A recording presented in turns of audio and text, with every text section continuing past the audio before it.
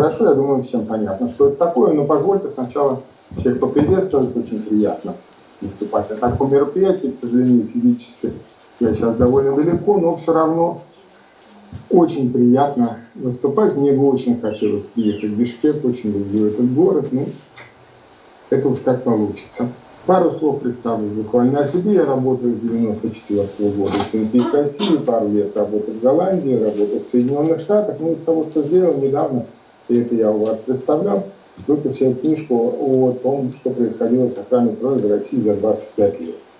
Должен сказать, что сейчас я буду выступать не только с позиции Гринпис, но и с частью вещей, которые исключительно мои личные позиции, просто потому что многие вопросы, связанные с общими подходами, у нас не обсуждались в организации, позицию организации. Ну а теперь, наверное, начнем. Я начну с того, что обычно это говорить с климата, поскольку сейчас это действительно самая большая и самая серьезная угроза, которая есть у человечества, но долго я не буду останавливаться, просто покажу немножечко картинок, может быть, это покажется вам разумным, и немножечко расшевелить до них, что обсуждение. Ну, понятно, это достаточно понятно. Так. Где мы находимся, понятно. Я думаю, что объяснять не надо. Всем ясно, всем видно, куда мы влетели за 800 тысяч лет. То, что происходит в мире, тоже всем понятно, и тоже объяснять не надо. Это просто какие-то общие вещи, которые всем ясны и очевидны. Впервые очень серьезно об изменении климата начали говорить в 1988 году. Это известный американский климатолог, которого потом несколько раз арестовывали на публичных акциях. Но на самом деле привели такие серьезные подходы к тому, что появилась группа экспертов, появились массовые публикации, появилось общественное мнение, рамочная конвенция об изменении климата, которая говорила об изменении температуры на 2 градуса. В 2015 году температура уже изменилась на 1 градус, сейчас, наверное, это на 1,1 градуса или даже чуть больше.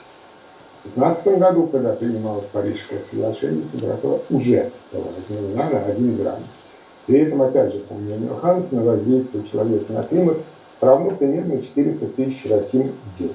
Каждый день 365 дней в году. Одновременно с этим совершенно все вы знаете, что ученые согласны, что климат меняется.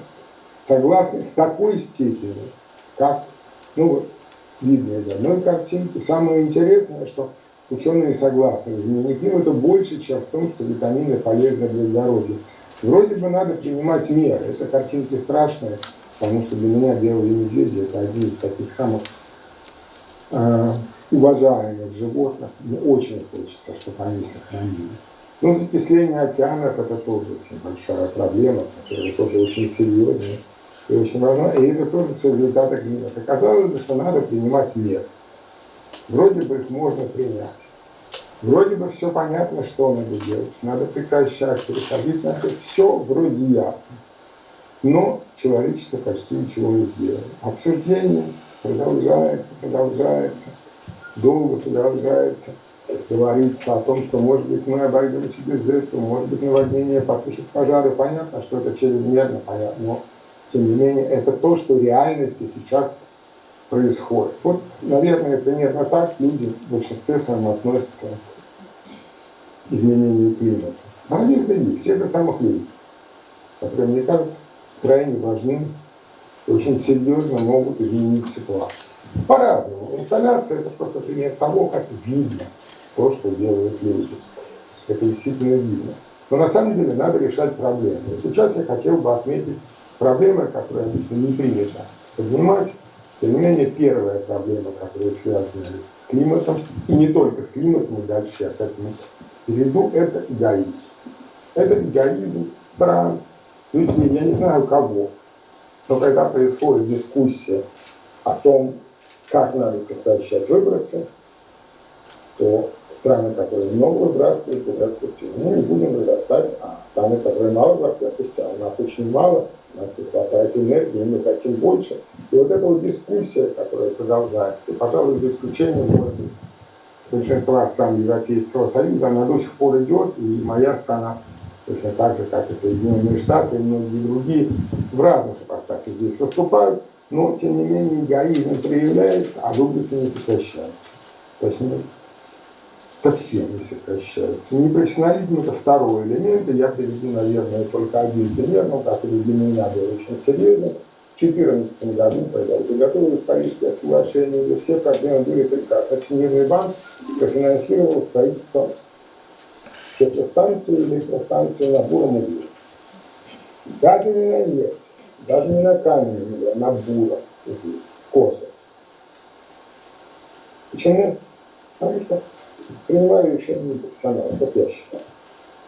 Вполне возможно, правда, что это и вопрос корректности, и вот вещи, которые следующие, они в какой-то меньшей степени подходят, но тем не менее при принятии решения не важны. Отсутствие обратной связи, когда население никак не влияет на количество времени переговоров, принятие тех самых корректных решений, которые в результате приводят к предложению выборцам, это то, что крайне проблемно, крайне серьезно и действительно воздействует на очень многие аспекты, и не только на климат. Вот теперь я перейду к другой, к общему вопросу, который связан с гораздо более широкими вопросами вида.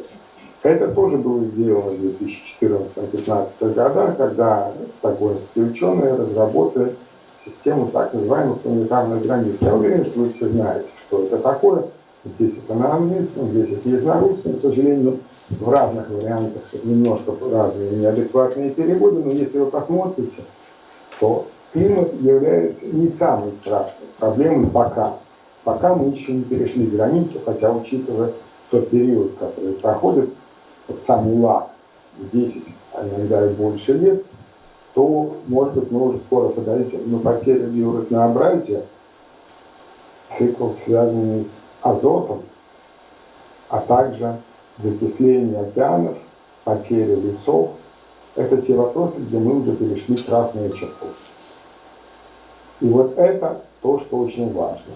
Здесь это немножечко менее наглядно, но тоже в полной мере понятно. Мы находимся в проблемах изменения климата, но самое серьезное – это утрата биоразнообразия. Я сейчас не буду говорить об обоснованности, о том, как реально подходили ученые к расчетам. Я думаю, что это надо принять, потому что это то, что есть. И по каждой из этих проблем надо работать, причем очень важно отметить, что еще и не по всем проблемам мы знаем степень, которые было решение. Например, если мы знаем, что происходит с климатом, достаточно хорошо изучили, то что происходит с загрязнением частицами аэрозольных загрязнений, ну, это не знаем. Мы не говорим о том, много или мало, мы пока еще этого не знаем. Есть ряд аспектов, которые мы не знаем. Но переходя к тому, что есть, посмотрите, есть некоторые конвенции, которые, в принципе, часть этих проблем регулируют. Это уже говорилось о том, что даже если все законы соблюдать, будут проблемы. Но еще и конвенции делают далеко не все, и очень многие вещи они не решают. Например, конвенция о международной торговле видами дикой фауны и флоры, находящейся в Дуброве, она имеет несколько приложений, в частности, приложение 1, которые включены животные запрещенные. Торговля не запрещена. Конвенция не запрещает стране проводить какие-то действия, но торговать шкурами, частями этих животных категорически запрещено. Белый медведь так и не находится. Приложение 1 этой конвенции. Сначала это предложение выдвигали Соединенные Штаты, его поддержала Россия, 2 страны, но благодаря воздействию различного рода групп, которые получают доходы от продажи выстрелов, а по сути трофейный охота. Теперь так и не было. Взят под более жесткую охрану на международном уровне. Как результат, мы до конца не знаем, сколько сейчас у нас осталось делать медведей. По оценкам, которые дает Международный союз охраны природы, то, что я знаю, это группа, посвященная делу медведей, численность составляет около 30 тысяч. Если вы возьмете скотину, которая базируется этой численностью, по минимальной вероятности, 95% вероятности, их может быть и 13 тысяч. Это совсем мало, потому что было в мире много десятков, если не сотен тысяч. Ну, давайте перейдем к одному из объектов, который для меня очень близок, который, мне кажется, крайне важным примером, который может показать то, что должна делать общественность, другое дело, что пока она это не делает. Есть конвенция о всемирном культурном и природном наследии. Эта конвенция была заключена 49 лет назад, и в соответствии с этой конвенцией наиболее ценные объекты культурной и природной включаются в международный список на основании того, что подала страна. И много лет эта конвенция работала достаточно хорошо. Единственное, что когда она создавалась, то ее в организации в первичном создании обсуждения участвовало около 40 стран, по-моему, 43 или 44. Соответственно, они решили, что, наверное, в самом комитете, который принимает решение, не надо включать все страны, а надо включить лишь некоторые части. Поэтому комитет, который принимает решение, включает 21 страну, но которые выбираются на общей конференции ЮНЕСКО, правда, по специфическим процедурам последние годы. Что произошло? Сначала действительно решения принимались объективно, серьезно, научно, включались очень нужные и важные объекты, принималась охрана, а потом все стало меняться. И в силу включились своего рода сделки между странами.